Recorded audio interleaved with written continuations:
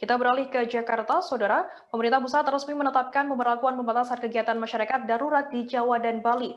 Kebijakan ini berlaku mulai 3 hingga 20 Juli 2021. Di DKI Jakarta, sejumlah anggota kepolisian melakukan penjagaan ketat di beberapa jalan ibu kota dalam rangka implementasi PPKM darurat pada Senin 5 Juli 2021. Untuk mengurangi mobilitas masyarakat, posko-posko penyekatan juga dilakukan. Hal ini berimbas pada kemacetan di sejumlah jalan di ibu kota. Nah, untuk mengetahui informasi lebih detailnya, sudah bergabung bersama saya wartawan tribunjakarta.com ada Pebi Adeliana. Halo, selamat siang Pebi. Selamat siang, Firda. Pebi, bisa dijelaskan saat ini Anda berada di lokasi mana dan seperti apa pantauan Anda di sana? Ya, penyekatan jalan dilakukan di sejumlah titik ibu kota pada implementasi penerapan PPKM darurat yang berlaku tanggal 3 hingga 20 Juli mendatang, Firda. Nah, hari ini saya berada di Jalan Salemba Raya, di mana kemacetan terjadi sepanjang Jalan Salemba Raya hingga Jalan Kramat Raya menuju ke arah Senen, Jakarta Pusat. Nah, kemacetan ini terjadi imbas adanya penyekatan atau posko penyekatan PPKM darurat yang ada di Jalan Kramat Raya, Jakarta Pusat begitu. Kemacetan ini diperkirakan terjadi sejak tadi pagi sekitar pukul 7 pagi begitu, Firda. Oke, untuk berapa lama terjadinya kemacetan yang ada di sana, Pebi? Bisa dijelaskan ke kami? Ya, menurut informasi yang saya dapatkan dari sejumlah petugas yang berada di lokasi, memang kemacetan terjadi sekitar pukul 7 pagi atau sekitar waktu orang-orang berangkat kerja begitu. Nah, perlu saya laporkan bahwa selain ada di Jalan Salemba ini, kemacetan juga terjadi di beberapa titik lainnya. Menurut laporan rekan kami, kemacetan imbas penerapan PPKM ini juga terjadi di antaranya di pos penyekatan Lampiri, Duren Sawit, Jakarta Timur, di mana sejumlah pengendara yang hendak bekerja harus menunggu berjam-jam untuk dapat melintas begitu kerja. Nah, sementara itu juga ada di antaranya di Jalan Raya Bogor, Jakarta Timur begitu, Firda. Oke, terkait total sendiri jalan yang disekat ada berapa, Pebi? Ya, memang sebelumnya dari Direktur Lalu Lintas Polda Metro Jaya, Kombes Pol Sambodo Purnomo Yogo, juga mengungkapkan bahwa ada 63 titik penyekatan yang berada di wilayah Jakarta, Depok, Tangerang Selatan, dan Bekasi, Firda. Nah, dari 63 titik tersebut terdiri dari 28 titik di dalam tol batas kota, kemudian juga ada 21 titik pembatasan mobilitas dan 14 titik pengendalian mobilitas begitu.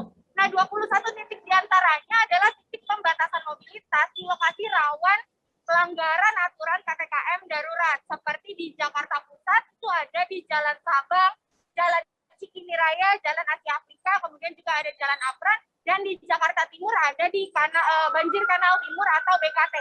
Di Jakarta Barat ada di Kemang dan Bulungan, kemudian ada di maksud saya di Jakarta Selatan, kemudian di Jakarta Barat ada kawasan Kota Tua, Jalan Pemancingan Trengseng, Jakarta Utara ada di Jalan Boulevard Kelapa Gading, ada pula di Tangerang Kota seperti Jalan Kalipasir dan Brawijaya, ada di Tangsel yaitu Boulevard Alam Sutra, Sutra Utama, dan Ciles Gading Serpong, dan juga ada di Depok, Bekasi Kota, Kabupaten Bekasi, dan perlu saya sampaikan juga ada 14 titik di antara lainnya merupakan pengendalian mobilitas di lokasi rawan pelanggaran aturan PPKM.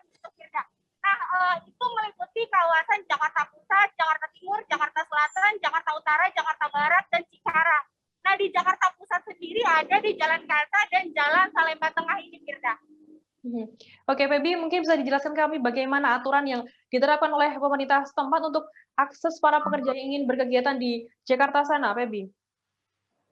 Ya, baik. Memang Pemprov DKI Jakarta sendiri telah memberlakukan surat tanda registrasi pekerja atau STRP sebagai syarat mobilitas warga selama pemberlakuan PPKM darurat ini, Firda. Nah, surat tersebut menjadi syarat untuk para pekerja masuk ke wilayah DKI selama PPKM. Nah, STRP ini dikeluarkan oleh Dinas Pelayanan Terpadu Satu Pintu DKI Jakarta. Nah, surat ini bisa didapatkan atau bisa diajukan oleh pekerja di sektor esensial, kemudian juga ada di sektor kritikal, dan perorangan yang memang membutuhkan atau memiliki kebutuhan mendesak seperti kunjungan sakit, kemudian juga dalam keadaan berduka, mengantar jenazah, hamil atau proses persalinan, dan pendampingan ibu hamil dan bersalin, begitu Firda. Nah, untuk mendapatkan surat ini memang ada beberapa cara yang bisa dilakukan begitu. Di antaranya pemohon STRP bisa mengakses website yang memang telah diberlakukan oleh pemerintah, kemudian juga mengisi formulir pendaftaran serta mengupload berbagai persyaratan yang memang diberlakukan begitu Firda.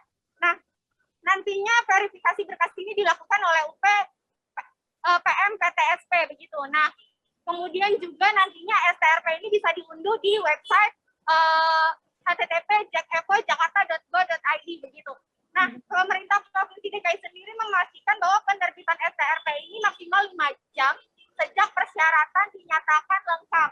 Nah, nantinya setelah itu pemohon hanya perlu menunjukkan surat ini kepada petugas di lapangan melalui QR code yang ada di handphone begitu Firda. Oke, baik. Terima kasih wartawan tribunjakarta.com, Febi Adeliana atas laporan Anda. Selamat bertugas kembali. Terima kasih sudah nonton. Jangan lupa like, subscribe, dan share ya.